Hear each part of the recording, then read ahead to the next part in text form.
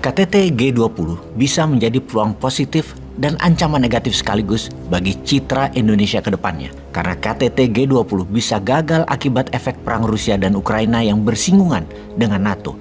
Namun, bisa jadi peluang yang luar biasa kalau kita bisa memanfaatkan, memberikan solusi deadlocknya, masalah dunia. Kita harus petakan sejak awal, apa masalah dunia, apa yang harus dikerjakan. Fakta pertama, perang di Ukraina membuat anggota G20 terpecah. Turki salah satunya yang menjadi perpanjangan tangan Rusia adalah anggota NATO. Ukraina adalah konfrontasi langsung antara Rusia dan NATO. Sementara Tiongkok terang-terangan mendukung Rusia, dan India adalah negara yang ambil keuntungan ekonomi dari murahnya harga BBM Rusia, berseberangan dengan sekutu dan NATO. Dalam kondisi seperti ini, seberapa besar kemungkinan mereka mau duduk berdampingan di dalam KTT G20 seolah-olah tidak ada apa-apa? Fakta kedua, sebagian anggota G20 adalah anggota NATO, ada 7 negara, dan sekutu dekat NATO, ada 3 negara, yaitu Jepang, Korea, dan Australia.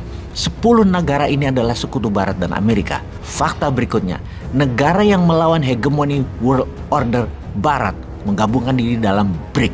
Anggota BRIC, yaitu Brazil, Rusia, India, China, dan South Africa, semuanya adalah member G20. Plus Saudi Arabia yang menyatakan dirinya minat dan sudah mendaftar menjadi anggota BRICS yang sedang bersitegang dengan Amerika urusan harga minyak. Maka kalau dibuat kubu di G20, mereka adalah 10 negara kubu NATO plus sekutu versus BRIC plus Saudi di kubu lawannya. Tinggal Indonesia, Meksiko, Argentina, negara tengah. Negara tengah tersebut semuanya sebenarnya miring ke BRIC juga, miring ke Rusia dan Tiongkok. Jadi ada 2 kubu di G20. Sikap NATO terhadap Rusia terkait Ukraina sangat jelas. Sejak 2014, NATO mengutuk keras aneksasi, ini menurut NATO, yang dilakukan Rusia terhadap teritori Ukraina, yaitu Crimea, serta tidak mengakui pendudukan ini. Sementara sikap Rusia terhadap NATO menganeksasi Crimea di tahun 2014 dan 4 provinsi Ukraina di tahun 2022 juga jelas tujuannya untuk menciptakan buffer area Rusia atau benteng pertahanan terhadap serangan majunya NATO yang merupakan fakta pertahanan yang dibangun sebagai agresor penakluk wilayah yang tidak pernah berakhir sejak lawannya Pakta Warsawa bubar. Sudah 15 negara ex-Soviet bergabung ke NATO yang menurut Rusia, NATO adalah nation threat Rusia. Inilah akar konflik mendasar. 2 pendapat besar yang tabrakan di Ukraina. Serangan Rusia ke Ukraina pada Februari 2022 mendapat respon langsung dari NATO yang secara terbuka memberi bantuan kepada Ukraina dalam segala hal untuk mempertahankan teritorinya sekaligus memberi sanksi kepada Rusia. Oleh karena itu, KTT G20 bisa tidak akan menghasilkan komunike dalam bidang apapun. Jadi, bagaimana dapat dipastikan Biden dan Putin akan hadir? Begitu juga dengan kepala negara anggota teras NATO lainnya. Apa artinya KTT G20 tanpa kehadiran langsung kepala negara tersebut, khususnya Amerika dan Rusia? Lalu, apa solusi supaya sukses? Masa solusinya pakai buzzer? Dicarikan sudut yang berhasil gitu diulang-ulang? Ya enggak lah. Sini, Newman bantu.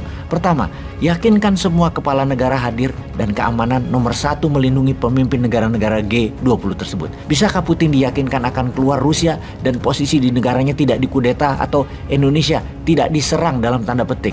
Ya sulit sih pastinya. Walaupun 500.000 tentara dan polisi Indonesia ada di Bali dan sekitarnya. Tambah lagi, yakinkan mereka bahwa resolusi G20 nanti adalah hal yang positif untuk negara masing-masing. Bisakah dilakukan oleh para diplomat Indonesia? Baik, sekedar mengingatkan sejarah.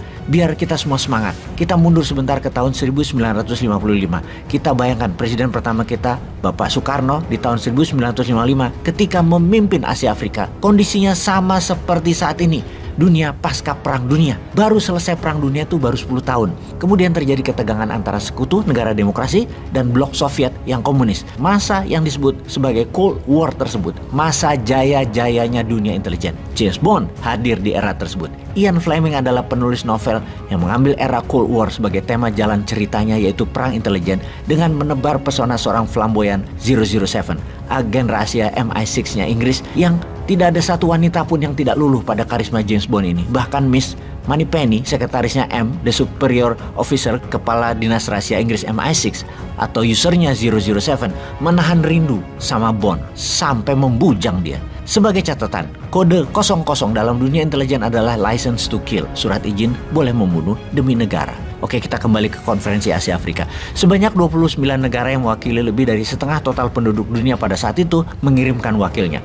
Konferensi ini menyamakan pandang para negara peserta sebagai ketidakingin kekuatan Barat untuk mempengaruhi negara-negara Asia Afrika pada masa Perang Dingin, sehingga negara Asia Afrika ikut terganggu ego hegemoni Barat dan Timur. Konferensi Asia Afrika membangun hubungan yang damai dengan berbagai pihak dan tidak mau ikut Perang Timur Barat. Penentangan mereka terhadap kolonialisme, khususnya pengaruh Prancis di Afrika Utara dan kekuasaan kolonial Prancis di Aljazair misalnya, dan keinginan Indonesia untuk memperoleh hak mereka dalam pertentangan dengan Belanda, yaitu mengambil Papua Barat. Ini strategi Pak Karno yang jenius, jangka panjang, dan benar. Di tahun 1963 Papua kembali ke tanah air Indonesia. 10 poin hasil pertemuan itu kemudian tertuang dalam apa yang disebut Dasar-Sila Bandung, yang berisi tentang pernyataan mengenai dukungan pada kerukunan dan kerjasama dunia. Dasar-Sila Bandung ini memasukkan prinsip-prinsip piagam PBB. Konferensi ini juga akhirnya membawa kepada terbentuknya gerakan non-blok pada tahun 1961.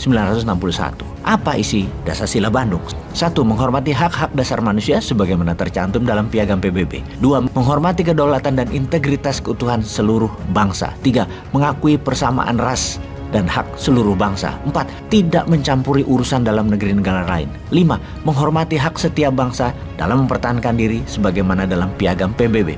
6. Tidak melakukan tekanan kepada negara lain. 7. Tidak melakukan agresi terhadap negara lain. 8. Menyelesaikan perselisihan internasional secara damai. 9. Memajukan kerjasama demi kepentingan bersama. 10. Menghormati hukum serta kewajiban internasional. Hasil konferensi Asia Afrika tersebut bisa dirasakan oleh dunia internasional dan ketegangan di dunia mulai berkurang. Sebagai contoh, Amerika Serikat mulai menghapus diskriminasi. Lalu negara-negara Asia Afrika yang belum merdeka semakin meningkatkan perjuangannya dan menjadi merdeka. Inti dari Dasar-Sila Bandung adalah kedaulatan negara masing-masing dihargai, hak asasi manusia negara masing-masing dihargai, menutup semua fakta aliansi pertahanan. Semoga G20 nanti oleh Indonesia bisa menghasilkan resolusi tingkat dunia. Kita nantikan masterpiece-nya ya bos.